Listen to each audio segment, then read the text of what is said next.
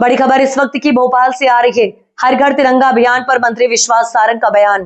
PM Modi ने हर घर तिरंगा लगाने का आह्वान किया है। तिरंगा हमारी आन बान शान और हमारी पहचान है। यह हम सभी का दायित्व है कि तिरंगे को अपने घरों पर लगाकर क्रांतिकारियों के प्रति श्रद्धांजलि अर्पित करें। सभी अपने घरों पर तिरंगा लगाएं। कृष्ण जन्माष्टमी श्री कृष्ण के दिखाए मार्ग पर चलने का दिन है। सरकार और समाज द्वारा मिलकर श्री कृष्ण जन्माष्टमी का पर्व मनाना प्रसन्नता की बात। गीता जीवन जीने का सार है। गीता को आत्मसात करने के उद्देश्य से गीता भवन का निर्माण हो रहा है। गीता भवन के माध्यम से समाज गीता के आदर्शों के साथ जीवन का आचरण करे, यह हमारा संकल्प है। इससे कांग्रेस के पेट में दर्द हो रहा है। कांग्रेस की सरकार केवल क्रिसमस और ईद मनाने की बात कहती है। सनातन पर्व और हिंदुओं की भावनाओं पर कांग्रेस ने हर समय कुठाराघात किया है। अब देखिए, यही तो हमारी सरकार है। इस देश की संस्कृति, सनातन परंपरा और वो त्योहार जो हमें कहीं ना कहीं या समाज को कहीं ना कहीं दिशा दिखाते हैं।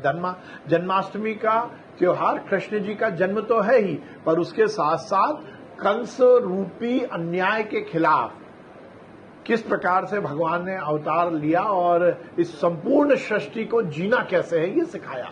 तो यदि जन्माष्टमी का त्योहार मनाया जाता है तो हमें कैसे जीना है, हमें अन्याय के खिलाफ क्या कुछ करना है, कैसे सुशासन स्थापित होगा, किस तरह से कम्युनिटी, आप देखिए जो कृष्ण भगवान का पूरा चरित्र है, किस प्रकार से वो जहां भी रहे, चाहे गौलों के बीच में रहे तो उसको संगठित किया। यदि उन्होंने राज किया तो उन्होंने एक अलग ढंग से एक अलग कीर्तिमान स्थापित किया। तो निश्चित रूप से ये हमारी सरकार है। पहले की गीता भवन, गीता सार है जिंदगी जीने का। और यदि हमें समाज को सुव्यवस्थित करना है और राष्ट्र को ठीक ढंग से चलाना है तो गीता का पाठ आत्मसात करना होगा। इस उद्देश्य से गीता भवन का निर्माण हो रहा है, उसका भी भूमि पूजन होगा। कांग्रेस कह रही है कि इवेंटबाजी करती है सरकार। इवेंटबाजी नहीं करती, कांग्रेस के पेट में दर्द हो रहा है। कांग्रेस की सरकार में केवल क्रिसमस मनता था, ईद मनती थी, पर हमारी सरकार में सब धर्मों का पालन भी होता है और उसके त्योहार भी मनते हैं। इस देश की संस्कृति, सनातन और बहुसंख्यकों की भावना का ध्यान हम रखते हैं, वो कुठाराघात करते हैं बहुसंख्यकों की भावना। आपको बता दें कि मांस की दुकानों को ढकने पर ओवैसी के बयान पर मंत्री सारंग की प्रतिक्रिया। ओवैसी हर मुद्दे को धर्म की आड़ मिलाकर विवाद पैदा करना चाहते हैं। 15 अगस्त हमारा राष्ट्रीय पर्व है और राष्ट्रीय पर्व यह हम सबका संकल्प है कि हर व्यवस्था को व्यवस्थित करें। स्वच्छता देश के भविष्य के लिए बेहद जरूरी है। 15 अगस्त के पर्व पर सभी स्वच्छता का संकल्प लें। देखिए, ये मांस खाने और नहीं खाने वाली बात नहीं, स्वच्छता की तो बात करेंगे। ओवैसी जी तो हर मुद्दे को धर्म की चोले में उड़ाने का काम करते हैं। स्वच्छता से ही ये देश आगे बढ़ेगा। यदि स्वच्छता होगी तो देश स्वस्थ होगा, देश स्वस्थ होगा तो देश के नागरिक ठीक से रहेंगे और ये देश बड़ा देश बनेगा।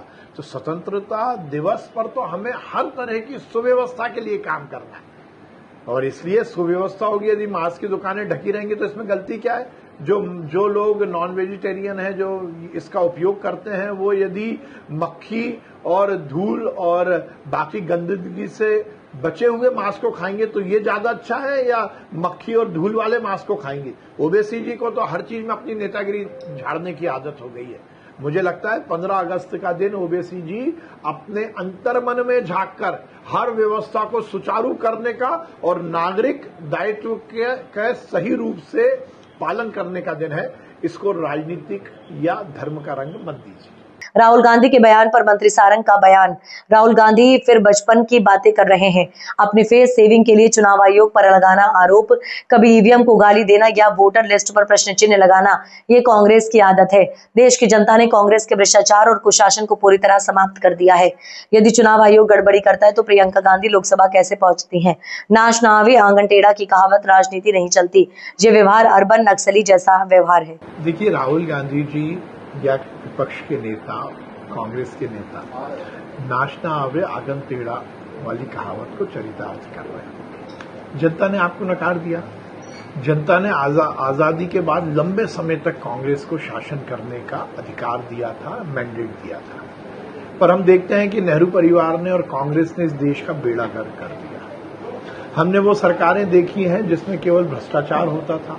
हमने वो सरकारें देखी हैं जिसमें केवल नेहरू परिवार के उन्नयन और उसके उत्थान के लिए काम होता था। और अब जनता ने मन बनाया, पूरे देश की जनता ने मन बनाया, खासकर भारतीय जनता पार्टी के पक्ष में और देशभक्तों के पक्ष में पूरी जनता जब खड़ी हुई तो कांग्रेस को लगता है कि अब वो समाप्ति की ओर है।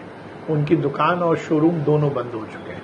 अब ऐसे समय पर अपनी फेस सेविंग के लिए कहीं ना कहीं इस तरह की बातें करना और संवैधानिक संस्थाओं पर प्रश्न चिन्ह लगाकर जनता को गुमराह करना ही कांग्रेस की आदत हो गई है। कांग्रेस में राहुल गांधी को जो मैच्योरिटी दिखानी चाहिए वो दिखा नहीं पा रहे। कभी ईवीएम को गाली देना, कभी चुनाव आयोग को गाली देना। यदि चुनाव आयोग गड़बड़ करता तो आप अमेठी से या केरल से कैसे जीत जाते? यदि चुनाव आयोग गड़बड़ी करता तो आपकी दीदी बिना किसी मेहनत किए हुए केवल जनता ने उन्हें वोट दिया उसके माध्यम से लोकसभा में कैसे पहुंच गई? यदि चुनाव आयोग को गड़बड़ करनी ही थी तो कर्नाटक में कांग्रेस की सरकार कैसे बन जाती?